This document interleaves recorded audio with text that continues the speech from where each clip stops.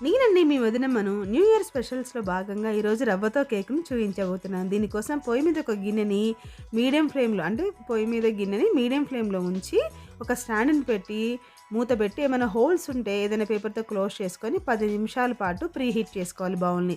తర్వాత కేక్‌ని బేక్ చేయడం కోసం ఏదైనా ఒక బౌల్‌లో తీసుకొని, బేకింగ్ పేపర్‌ని దాని బేస్ అంటే అడుగు భాగాన్ని రౌండ్ షేప్‌లో కట్ చేసుకొని, గ్రీస్ చేసుకొని, బేకింగ్ పేపర్‌ని వేసుకొని రెడీ చేసుకోండి.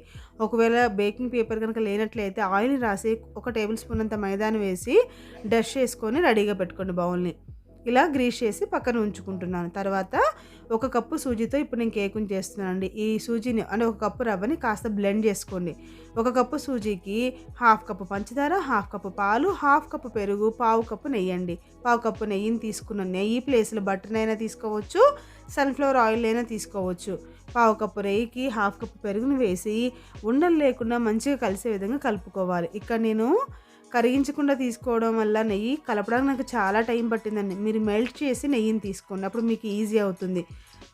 మనం మిక్సీ చేసుకున్న పంచదార పొడిని, మిక్సీ చేసుకున్న రవ్వని, ఇంకా ఒక హాఫ్ టేబుల్ స్పూన్ ఈనోనే తీసుకుంటున్నాను నేను. బేకింగ్ సోడాని గానీ, బేకింగ్ పౌడర్‌ని గానీ తీసుకోవడం లేదు.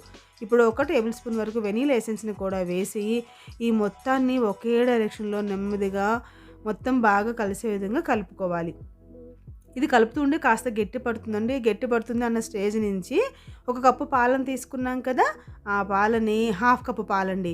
ఆ హాఫ్ కప్పు పాలని కొంచెం కొంచెంగా యాడ్ చేసుకుంటూ మొత్తం బాగా కలిసే విధంగా ఒకే డైరెక్షన్‌లో మొత్తం పాలు అయిపోయేంత వరకు కొంచెం కొంచెం వేసుకుంటూ, కలుపుకుంటూ ఉంచి తర్వాత 10 నిమిషాల పాటు రెస్ట్ ఇచ్చి, 10 నిమిషాల తర్వాత ఈ మొత్తం మిశ్రమాన్ని మౌల్డ్‌లోకి ట్రాన్స్‌ఫర్ చేసుకొని 2 సార్లు కింద ట్యాప్ చేసి మనం ప్రీ హీట్ చేసుకుంటూ ఉన్నాం కదా పొయ్యి మీద బౌల్‌ని, ఆ బౌల్‌లో దీన్ని ఉంచి కనీసం 45-50 నిమిషాల పాటు బేక్ చేసుకోవాలి. నేను టైమర్‌ని స్టార్ట్ చేసి 45 మినిట్స్ పెట్టి చు వదిలేస్తున్నాను. 45 మినిట్స్ తర్వాత చూద్దాం ఎలా బేక్ అయిందో.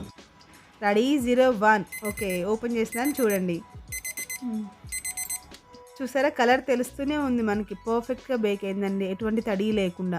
మీరు కావాలి అని టూత్ పిక్‌తో గుచ్చి టెస్ట్ చేసుకోండి. టూత్ పిక్ ఏమైనా వస్తే అది ఉడకనట్లండి. టూత్ పిక్ క్లియర్‌గా ఉంటే బాగా బేక్ అయినట్టు. పూర్తిగా చల్లారాక డీమౌల్డ్ చేసుకుంటున్నాను.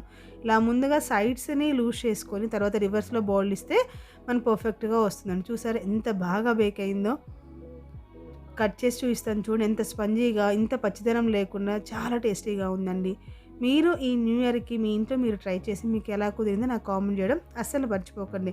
అన్నట్లు మీకు గనుక నా రెసిపీస్ నచ్చితే సబ్స్క్రైబ్ చేసుకోవడం అస్సలు మర్చిపోకండి.